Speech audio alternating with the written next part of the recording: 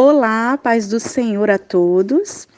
Meu nome é Flávia, sou do Rio de Janeiro, membro da Assembleia de Deus em Pilares, que fica na zona norte do Rio de Janeiro. E assim como vocês, eu também trabalho com o Ministério Infantil. Estou muito feliz, me sentindo agraciada pelo Senhor de estar participando dessa Semana de Liderança Kids, onde a gente está ao longo dessa semana toda recebendo palavras tão importantes que está agregando ao nosso ministério, que está vindo como realmente uma injeção de ânimo para as nossas vidas, para nós planejarmos 2021. A gente sabe que 2020 foi um ano muito difícil, não só para nós do Ministério Infantil, mas de uma forma geral, para todo mundo, né? Talvez você, no início do ano, assim como eu, fez todo o planejamento para usar nesse ano e teve a sensação de planos frustrados, porque a gente programou tanta coisa, a gente pensou em cada detalhe e de repente vem essa pandemia, fecha departamento infantil e a gente tem que replanejar tudo. Mas a gente sabe que tudo que acontece está nas mãos do Senhor. O Senhor, ele não perdeu e nunca vai perder o controle de nada. Então, esse tempo foi um tempo para a gente repensar, refletir, ressignificar muitas coisas, não só na nossa vida ministerial, mas também na nossa vida pessoal. Eu me lembro, no início da reclusão, algumas fases que a gente de uma forma geral, né, tanto líderes quanto líderes de igreja, líderes de uma forma geral, algumas fases que nós passamos no início da reclusão, que foi, por exemplo, o medo de fazer algo novo, e isso nos causou uma certa paralisia, né, em termos ministerial, em algumas pessoas. Outras pessoas ficaram envergonhadas de gravar vídeos, de fazer aulas online com as crianças, e essa vergonha ela se dava justamente pela possível avaliação que os adultos poderiam ter feito de nós. Então, muitas coisas aconteceram, né? Muitas pessoas pararam, mas muitas pessoas também aproveitaram esse tempo como tempo de aprendizagem e oportunidade.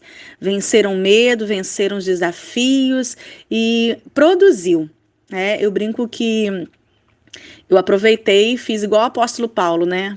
Aproveitei o tempo de reclusão para escrever, para aprender. Então, na verdade, quando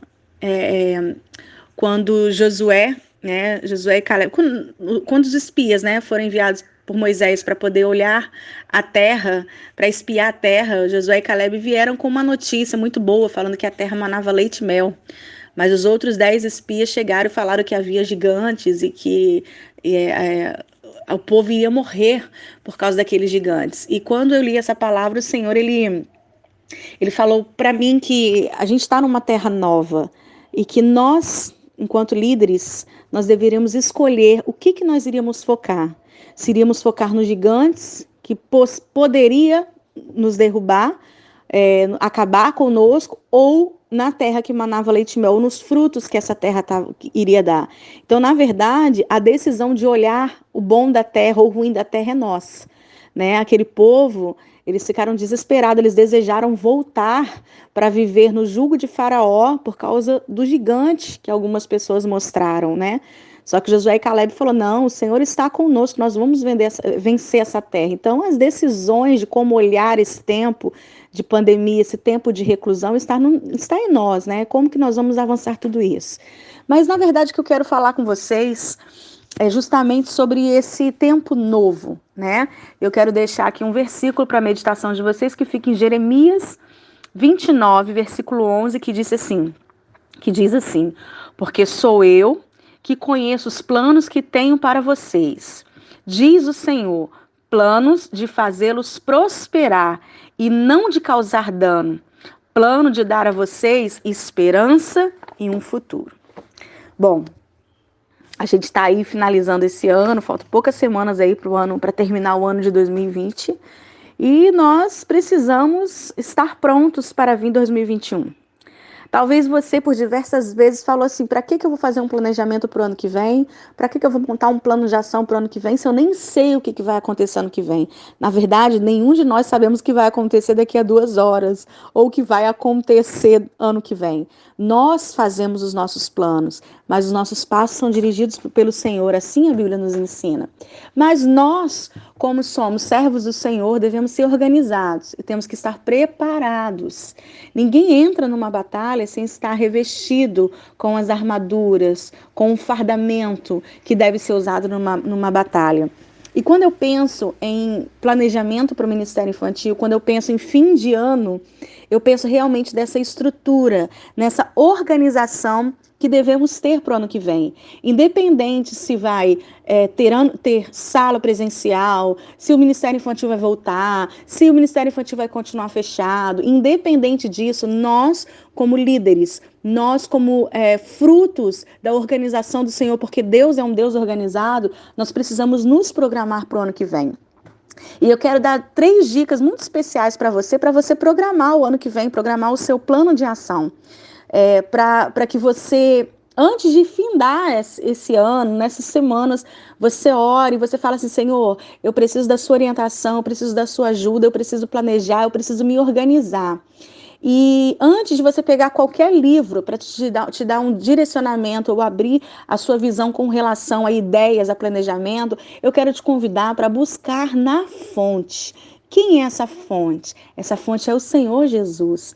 Antes de você procurar ideias ou você fazer uma pergunta tão famosa nos grupos de ministério infantil, alguém tem ideia para isso? Alguém tem ideia para aquilo? Antes de você fazer qualquer atitude dessa, eu quero te desafiar aí na fonte, aí no Senhor, a fazer um propósito. 7 primeiros dias do ano, Senhor, eu quero fazer os 7 primeiros dias de dedicação, de propósito, de oração, de perguntar ao Senhor: Senhor, o que o Senhor quer que eu faça? Senhor, o que o Senhor quer que eu organize? A Bíblia nos fala de um homem chamado Noé. Noé, ele era um homem que andava com Deus. A Bíblia fala que Deus achou graça em Noé. Deus viu algo diferente em Noé. E Deus, o pecado estava reinando ali no meio do coração daquele povo. E Deus viu no meio daquele povo Noé.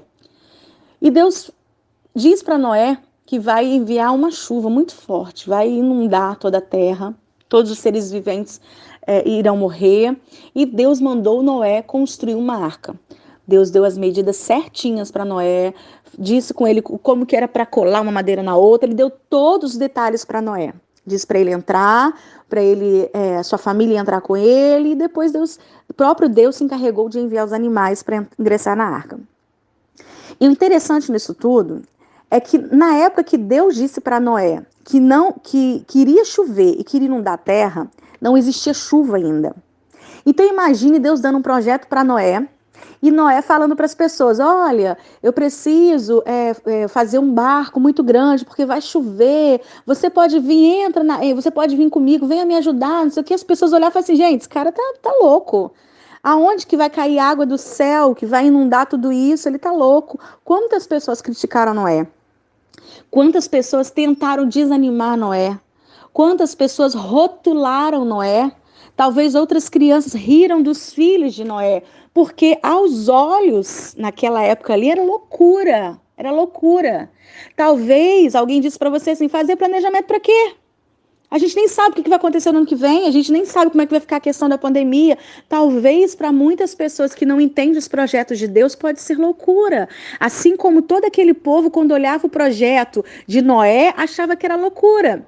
Mas aí que está um detalhe muito importante. Eu brinco que se detalhe não fosse importante, Roberto Carlos não ia ser famoso. O detalhe, ele é importante.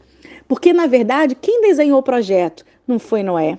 Quem gerou o projeto não foi Noé. Deus, ele deu todos os detalhes para Noé. Noé apenas colocou em prática um projeto que foi gerado no coração de Deus. Então, quando a gente busca na fonte, quando a gente anda lado a lado com o Senhor, a gente reconhece, ouve, conhece a voz de Deus, a gente sabe que vem dele. Não vem de um colega de Noé, não vem de um primo de Noé, não vem de um amigo de WhatsApp de Noé. Deus pode usar essas pessoas? Pode, claro que pode. Só que Deus achou graça em Noé.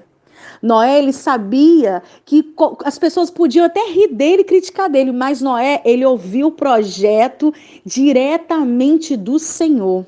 Quando nós paramos para ouvir a voz do Senhor, quando nós paramos para perguntar ao Senhor, quando nós paramos para nos dedicarmos ao Senhor, Ele relata conosco o que temos que fazer.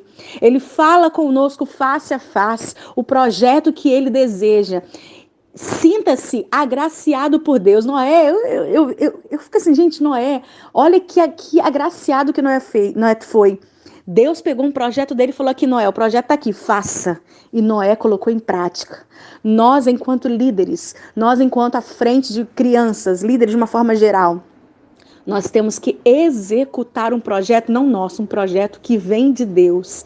Mas para isso, eu preciso me dedicar, eu preciso ouvir a voz de Deus, eu preciso andar com Deus como Noé fez. Então, 3 situações, 3 atitudes que precisamos ter para esse ano, para início desse ano. O primeiro é ser visionário, é ser ousado, assim como Noé foi. É não ter medo, porque quando a gente entende que vem de Deus, a gente não tem medo. Irmãos, eu me lembrei aqui de algo. Uma vez o Senhor me acordou de madrugada e me deu algo para escrever. Onde eu vou, você sempre vai me ver com um caderninho na mão. A gente vai conversando, dialogando com Deus, você acorda de madrugada, a gente anota, e Deus me deu algo. Só que eu estava tão cansada que eu não levantei. E aí, cheguei até a anotar e esqueci. Aquilo acabou. Passaram-se um tempo, eu abri a rede social e vi aquele projeto, o projeto que Deus tinha falado comigo, sendo publicado por uma pessoa. E eu falei assim, meu Deus, eu não acredito. Deus me deu isso. E na hora que eu falei, o Senhor falou para mim assim, eu dei a você, mas você não executou, eu dei para outro fazer. Deus, ele nos dá projeto, mas Deus não gosta de pessoas covardes. Deus gosta de pessoas ousadas no Senhor. Mas presta atenção nesse ousada. Presta atenção. Às vezes a gente quer fazer coisas mirabolantes. A gente tem que ter muito cuidado para não fazer do ministério infantil uma apoteose. Muitos coloridos, muitas coisas, mas sem propósitos. Volto a dizer, quando a gente ouve a voz do Senhor, as coisas podem ser loucura para os outros. Mas a gente entende que o que vem de Deus, ele está na direção. Então, com certeza dá certo, mesmo que seja loucuras. Consegue entender isso? Precisamos ser visionários, precisamos ser ousados, atrevidos em colocar em prática os projetos que são gerados no coração de Deus. A segunda atitude que você precisa fazer é dar o seu melhor. A gente não tem que dar o que é bom, a gente tem que dar o que é melhor. Esses dias estava estudando sobre a oferta de Caim e Abel, e eu vi várias teorias sobre a questão da oferta de Caim e Abel. E um livro que eu estava lendo, chamado Suficiente, que é um livro muito bom, um devocional, e eu quero compartilhar o que eu li aqui com vocês, que é muito bom. Talvez teologicamente, ou estudos de grandes teológicos, não seja dentro disso, mas eu quero compartilhar o que eu li aqui, que diz assim: quando Deus olha para a oferta de Caim e Abel, aceita a oferta de Abel, mas não se agrada da oferta de Caim. O texto não diz que Caim levou frutos estragados, ruins e de má qualidade, apenas que levou frutos da terra. Então, qual a diferença? Pois chegou ao ponto de Deus nem mesmo olhar para a oferta de Caim. Deus não precisava observar a sua oferta, pois antes disso já tinha olhado para o seu coração, que não tinha oferecido algo ruim, e sim algo bom, porém não melhor. Esta é a diferença entre os irmãos. Um ofereceu o bom e o outro ofereceu o melhor. A gente não tem que oferecer o bom para o Senhor, a gente tem que oferecer o melhor, tem que oferecer o excelente. Mas, Flávia, como que eu vou oferecer o excelente? A minha igreja não tem estrutura financeira, a minha igreja não tem estrutura física. O excelente para Deus é você fazer o simples, mas feito com amor. Não são investimentos financeiros que movem o coração de Deus, mas o investimento do seu coração, a intencionalidade do seu coração. Então, não se limite em dar o bom. Esse aqui tá bom, esse lanche tá bom.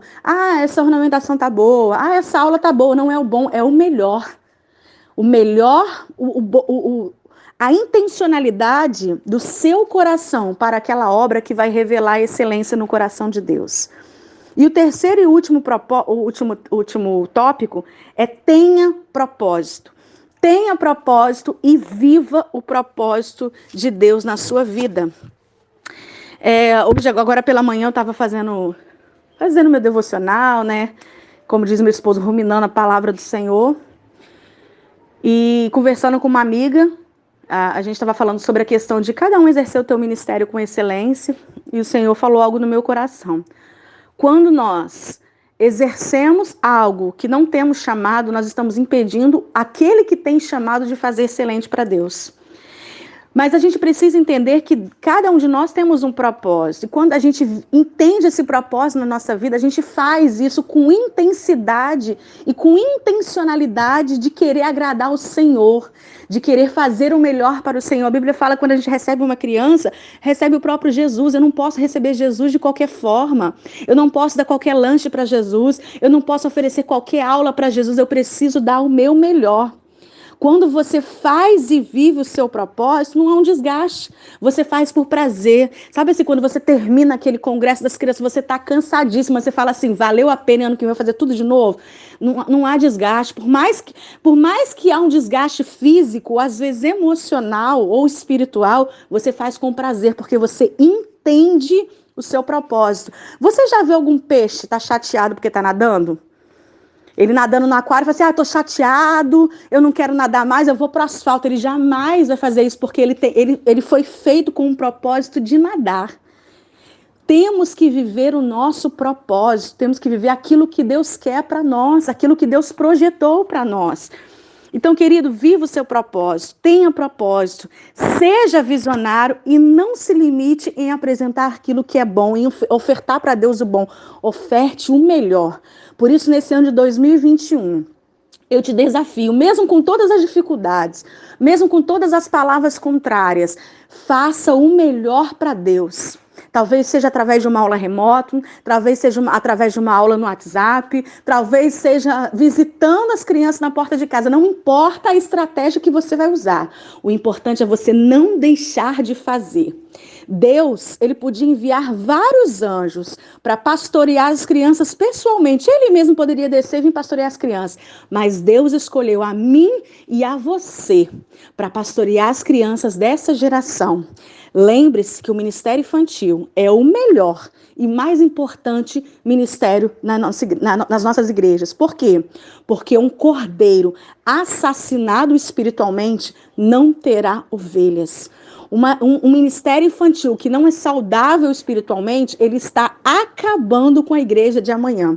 Então, o seu trabalho, ele é fundamental na igreja. Então, querido, se você que tem um chamado, se você tem algo que Deus colocou nas suas mãos, se você não lutar por ele, se você não acreditar nele, se você não entender o seu propósito, você nunca vai mudar a visão das pessoas que não entendem o propósito do ministério infantil. Então, eu termino aqui dizendo para você, a mudança que o ministério infantil da nossa igreja precisa, a mudança dentro do ensino cristão que precisa ter, tem que começar primeiro em nós. Eu preciso ser a resposta para essa geração. Eu preciso mudar em mim. Eu preciso ser a primeira mudança para que todos ao meu redor mudem. Então, queridos, tenha uma atitude. Não deixa para fazer nada amanhã. Deus conta com você nessa obra. Então eu te desafio, os 7 primeiros dias do ano, você fazer um propósito, falar face a face com o Senhor e direto na fonte, porque grandes coisas Deus vai compartilhar com você. Amém? Deus abençoe a todos. Fiquem na paz do Senhor Jesus.